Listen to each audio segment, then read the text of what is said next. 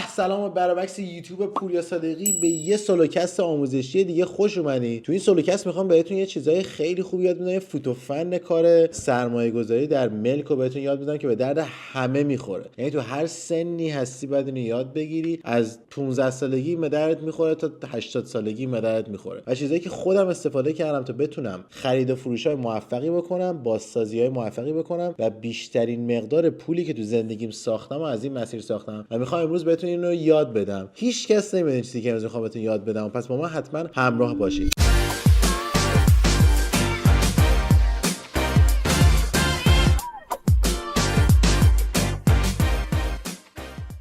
10 تا نکته میخوام بهتون بگم در رابطه با اینکه چه ملکی رو بخرین، چه جوری بخرین، به چه چیزایی توجه کنین تا اینکه بتونید فلیپ خوبی داشته باشین. فلیپ یعنی چی؟ فلیپ یعنی وقتی تو یه جایی رو میخری و یه مدت خیلی کوتاهی نگرش میداری و با سود خیلی خوب میفروشیش. بهم میگن فلیپ. من خودم این کارو خیلی زیاد کردم و بیشترین مقداری که واقعا تونستم پول در بیارم توی این بوده. من سال 2019 یا آپارتمانی رو خریدم توی داونتاون ونکوور به مبلغ $500,000. در 3 ماه فروختمش $870,000.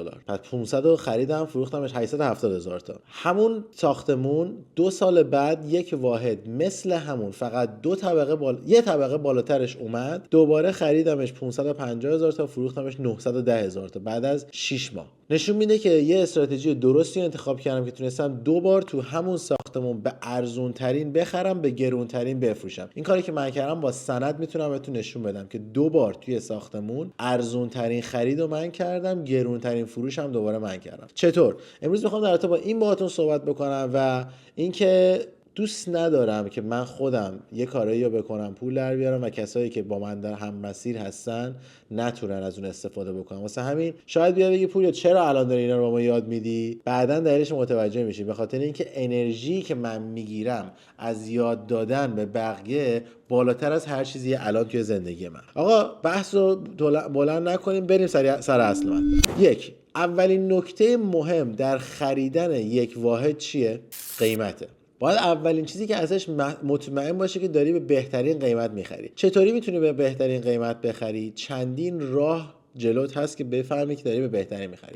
یک، مقایسه کردن قیمت خریدت به آخرین فروش اون ساختمون. یعنی اگه مثلا یه واحدی داری میخری طبقه 20 یه خوابه، برو ببین آخرین واحدی که فروش رفته توی اون ساختمون متری چند فروش رفته و باید از اون پایینتر بخری تو هر مارکتی که باشی. اگه بیشتر از اون بخری، از اون گرونتر بخری، داری خرید اشتباهی میکنی و داری احساسی عمل میکنی. متوجه شدی؟ پس اولین چیز مهم توی خریدن موفق قیمت درست. حالا قیمت از کجا میخوای متوجه بشی؟ یه چیزی هست بهش میگن پرایس پر اسکوئر فیت، میشه یعنی همون قیمت متراژی. تو میری نگاه میکنی آخرین چیزی که فروش رفته تو اون خیابون، اگه داری خونه میخری میشه تو اون خیابون، اگه داری زمین میخری میشه توی اون خیابون، اگه داری واحد آپارتمان میخری میشه توی اون ساختمون. نگاه کن ببین توی 3 ماه گذشته آخرین قیمتی که فروش رفته چقدر بوده. نرو 6 ماه گذشته، نرو 1 سال گذشته، بخاطر اینکه مارکت ها هر 3 ماه عوض میشن. واسه همین تا مکسیمومی که میری عقب نگاه کنی 3 ماه گذشته رو نگاه کن. دومین چیزی که خیلی مهمه برای اینکه بتونی یه واحدی رو فلیپ بکنی نقشه است. آقا تو بعضی از نقشه ها رو میتونی عوض بکنی، بعضی از نقشه ها رو نمیتونی عوض بکنی. واسه همین روز اول خیلی مهمه که این نقشه جایی که میخری، خونه‌ای که میخری، آپارتمانی که میخری، نقشه‌اش نقشه درستی باشه. مثلا تو ساختمان‌های های رایز بتونی، مثلا این ساختمانی که من الان توش هستم یا های رایز بتونی 68 طبقه است. خب توی این ساختمون معمولا تو ساختمان‌های بتونی های رایز تو میتونی همه دیوارا رو ورداری، به غیر از اون دیواری که لوله درین و میشه لوله درین آشپزخونه یا دستشویی از توش رد شده باشه. دستشویی که البته توی دیوار قرار نمیگیره، تو زمین قرار میگیره، ولی طبقه پایینی است توی دیوار اومده بالا دیگه، میدونی؟ یعنی الان تو دیوار تو رد شده رفته برای طبقه بالاییه. مثلا اون دیوارا رو نمیتونی برداری، ولی بیشتر دیوارا رو توی ساختمان‌های بتونی میتونی برداری. چرا؟ چون سازه اون ساختمان‌ها بتونیه. تو ساختمان‌های چوبی نمیتونی بیای همه دیوارا رو برداری. برداری. به خاطر اینکه ساختمون چوبیه، خیلی از دیوارای حمال هستن، وزن روشونه، واسه همین نمیتونی یه سری دیوارا رو برداری. پس نقشه‌ای که داری میگیری، اگر توی نقشت داری حساب کتاب میکنی که این دیوارو بردارم این آشپزخونه باز میشه، باید 100% با یه مهندس استراکچر صحبت بکنی که اون مهندس به تو بگه این دیوارو میتونی برداری، وگرنه همه نقشات به هم میریزه. اگر هم نقشه آپارتمانت درست نباشه مردم نمیخرنش. پس دومین نکته شد نقشه درست. اینا رو همه رو بنویسید داشته باشین. نکته سوم منظره. آقا منظره خیلی مهمه. ببین تو اگه یه آپارتمانی بخری، قشنگترین بازسازی رو توش بکنی، قشنگترین ساختمون دنیا هم توی باشه، اگه پنجرت رو باز به دیوار باز بشه، کی میخواد بیاد اون واحدو بخره؟ یا پنجرت رو به یه دونه ساختمونی که چسبیده بهت باز بشه، کی میخواد بیاد اون واحدو بخره؟ پس سومین نکته خیلی مهم منظره است. به منظره نمیگم حتما منظره آب باشه، جنگل باشه، ویو خفنی باشه، حداقل ویو بدی نباشه. یعنی سعی کن از اینکه بعضی موقعا مثلا میبینی یه پنجره باز میشه به یه رستورانی، هر موقع پنجره باز کنی بوی رستوران توی واحده. خب این یه ایراده. پنجره بعضی موقع باز میشه به یه واحد ساختمانی که چسبیده بهت، این یه ایراده. چرا؟ چون هم پرایوسی نداری.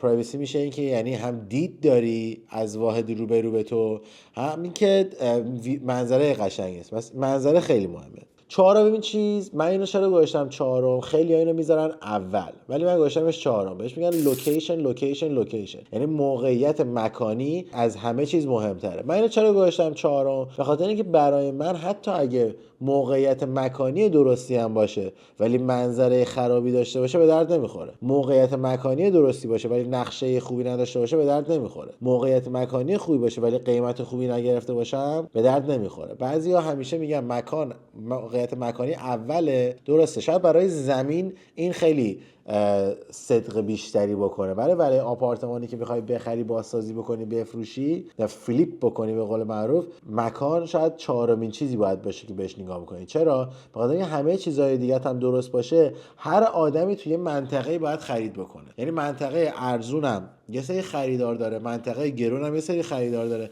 منطقه خوبم یه سری خریدار داره، منطقه بدم هنوز خریدار داره تا اگه کارتو درست انجام بدی. پنجمین چیزی که باید خوب در نظر بگیری آفتابگیری واحده. ببین بعضی از واحدها رو بهشون میگن شرقی غربی، بعضی از واحدها رو بهش میگن شمالی جنوبی. توی ونکوور اینطوریه، شمالی جنوبی میشه واحدهای خوب. چرا؟ به خاطر اینکه آفتاب از سمت شرق میاد و به سمت غرب میره. پس یعنی وقتی که تو داری پنجره واحد رو به جنوبه، تو این آفتاب رو تو طول روز کلا داری و شبم که غروب میکنن میبینی. ولی اگر پنجرت رو به شرق باشه، اول صبح تا ساعت 12 ظهر که آفتاب بره بالا سر ساختمونت آفتابگیر هستی، ولی بعدش واحدت تاریک میشه، تیره میشه و آفتابگیر نمیشه.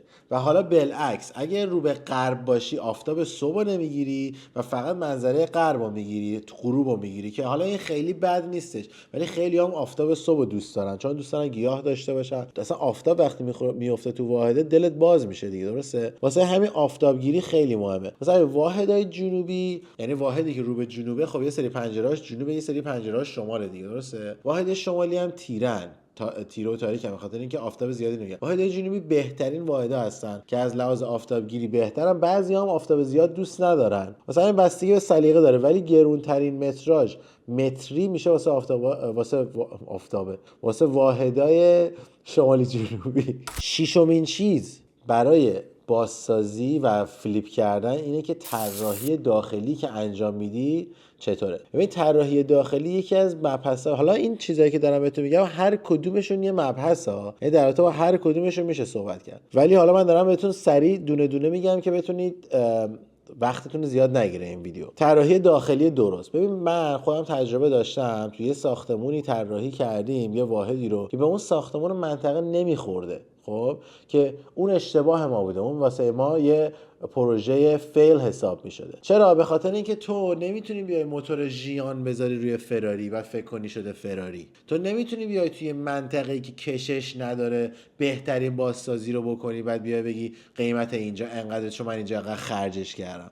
نه، همچین چیزی نیست. مارکت همچین چیزی رو نگاه نمیکنه. تو باید بیای توی منطقه درست نسبت به اون منطقه. اگه ساختمونای حالا اینجا خیلی نظم ساختموناش بیشتره، شاید مثلا توی ایران یا تهران هر کسی یه سازی زده باشه واسه خودش، ولی اینجا توی یه سری از مناطق مثلا همه سبک خونه‌های فرانسوی ان، یه سری مناطق همه آپارتمان‌های مدرنن و یه سری مناطق همه آپارتمان‌های کلاسیکن. تو نمیتونی بیای توی منطقه‌ای که آپارتمان‌ها همه کلاسیکن یه بازسازی مدرن انجام بدی، به خاطر اینکه جواب نمیده، مردم خوششون نمیاد.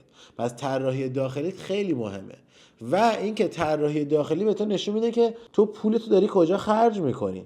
ببین تو نمیخوای بیا یه طرحی بذاری که انقدر توش پول خرج کرده باشی که مجبور بشی اون قدری که خرج کردی بکشی روی بازسازی اون واحد و رو قیمت اون واحد که دیگه قیمتش برای منطقه معنی نداشته باشه. یعنی اگه یه منطقه‌ای مقدار قیمت فروش آپارتمانا $500,000، تو یه آپارتمانی رو خریدی $400,000، $100,000 زیر قیمت خریدی، پس واسه اون باید مثلا بیای $40,000 خرج بکنی، $30,000 خرج بکنی. اگر بیای اونجا $150,000 خرج بازسازی بکنی که خیلی هم راحت میتونه از دستت بره و میتونی اشتباه بکنی و این خرج انجام بدی، دلیل نمیشه که یه نفر بیاد $550,000 آپارتمان از تو بخره. دلیل نمیشه یه نفر بیاد جواب اشتباهی تو کردی و بده. واسه همین حواست باشه، همیشه باید طراحی داخلی به منطقه بخوره، به استایل ساختمون بخوره و قیمت طراحیت هم خیلی خیلی زیاد نباشه. یه سری نقشه‌کشا توی ونکوور هستن به خاطر اینکه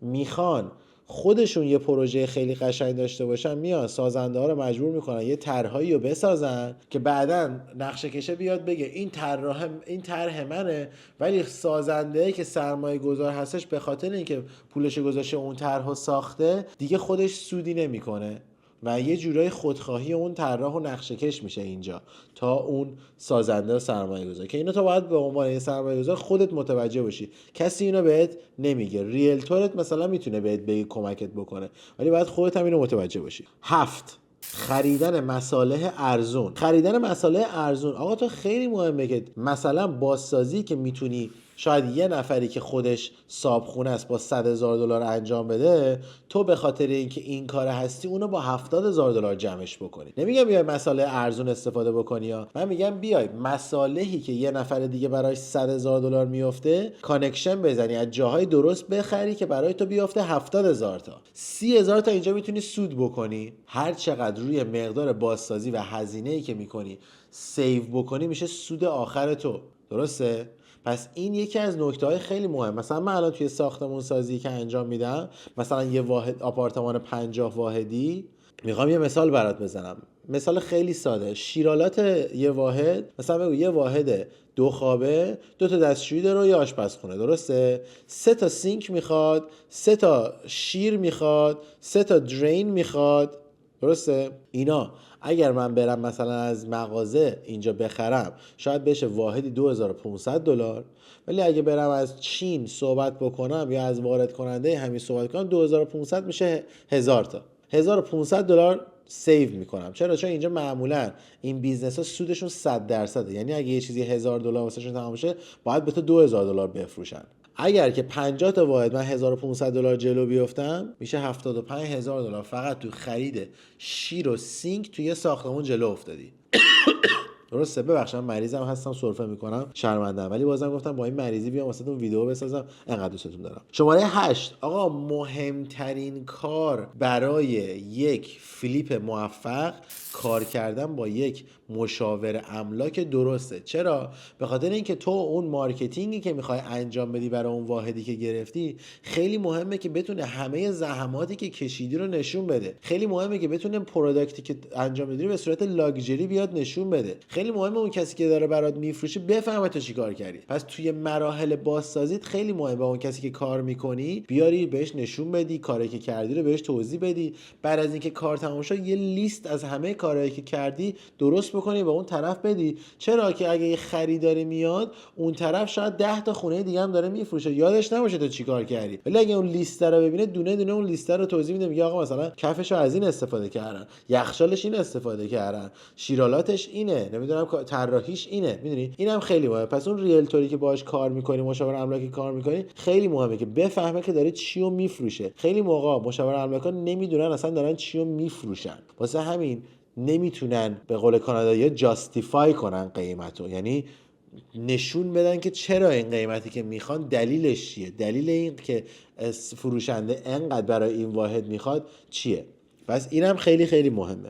یه چیز خیلی مهمی که از روز اول دربارش فکر میکنی که میشه آیتم شماره 9مون، این هستش که مالیاتی که میخوای بدی چیه. آقا ببین شما یه خونه رو اگه اولش به اسم این که میخوای بخری زندگی کنی بخری، یه مالیات داره. اگه بخری بخوای بازسازی کنی بفروشی، یه مالیات دیگه داره. اگه زیر اسم شرکتت بخری یه مالیات دیگه داره. زیر اسم شخصیت بخری یه مالیات دیگه داره. شراکتی بخری یه مالیات دیگه داره. ببین همه اینا چندین مدل هستن که تو میتونی یه جایی بخری که بازسازی کنی بفروشی، ولی هر کدومشون اگر از روز اول درست دربارش فکر نکرده باشی میتونه به تو ضرر بزنه. یعنی اگه از روز اول بگی من اینجا رو میخوام بگیرم خودم برم توش زندگی کنم، هم طراحیت یه طرح متفاوت تریه، هم مالیاتت یه مالیات متفاوت تریه، بعدن تصمیم بگیری بفروشیش مالیات متفاوت تریه که به ضررت میشه. هم خرج اضافه تر براش میکنی که شاید نیازی نبوده باشه، هم نقشه داخلی که میکشی شاید نقشه باشه که بیشتر به درد خودت میخوره، هم موقعیت منطقهش جاییه که شاید فقط خودت دوست داشته باشی آدم دیگه دوست داشته باشه. پس روز اول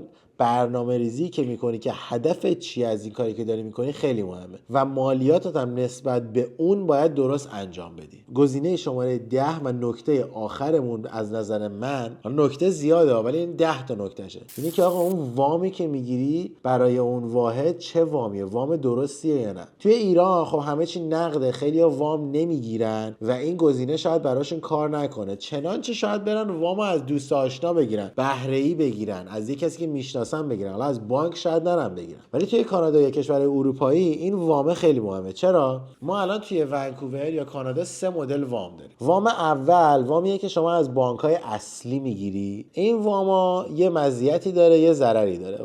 مزیت این واما چیه؟ نرخ بهرهشون خیلی پایینه، درسته؟ ولی جریمه داره وقتی که تو میخوای واحد رو بفروشی زیر اون مقدار ترمی که برای وامت گرفتی. یعنی اگه وام 3 ساله گرفتی، اگه زیر اون 3 سال بیای بفروشی باید جریمه بدی، که اون جریمه یه جریمه‌ای که میتونه خیلی بزرگ باشه یا میتونه کوچیک باشه، ولی نرخ بهرهت پایینه. پس اگه میخوای کوتاه مدت بفروشی شاید این بهترین گزینه برای تو نباشه. گزینه دو بهشون میگن بانک‌های یه ذره خصوصی تر، بانک‌های دولتی نیستن، بانک‌های خصوصی ترن.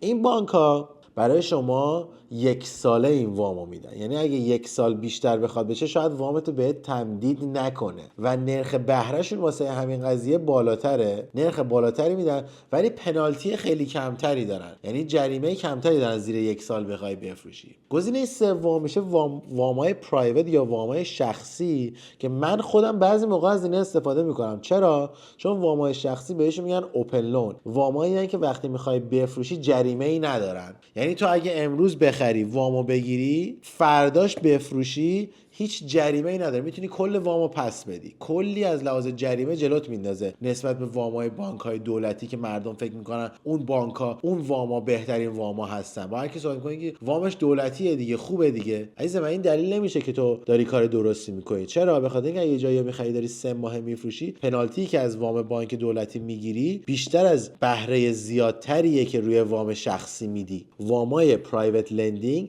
بهره بالاتری دارن ولی چون جریمه ندارن بعضی موقع برای فلیپ کردن بیشتر به درد میخورن. این 10 تا نکته‌ای که به نظر من خیلی مهمه و نکته‌های دیگه زیادتری هم هستن. یه نکته خیلی مهم دیگه هستش که من اینجا اشاره نکردم ولی برای شما اون کسایی هستش که تا اینجای کار با من بودن و تا اینجای ویدیو دیدن، خواستم اینو اینجا بذارم که اونایی که تا اینجا میبینن ارزش کارشون رو بدونن. آقا اون کسی که باهاش کار میکنی برای بازسازی ساختمونت خیلی مهمه که کارش یک بلد باشه، 2 اینکه دوباره کاری توی کارت انجام نده، 3 اینکه ببین اگر تو تصمیم گرفتی بیای توی این بیزنس و بخوای اینو هی ادامه بدی، سعی کن یه رابطه‌ای با ریلتورت بسازی، کسی که برات وام میگیره بسازی، کسی که برات بازسازی میکنه بسازی، به اینا ببین من توی این بیزنسم، من میخوام این کارو همینجوری ادامه بدم و میخوام چندین بار این کارو انجام بدم سالیانه، به من ریت بهتری بدی، به من نرخ بهتری بدی. من خودم به عنوان کسی خرید و فروش میکنم، مثلا برای کسانی که میان با من یه بار میخرن یه بار تو همون سال میفروشن، از سمت کمیسیون فروش بهشون 50%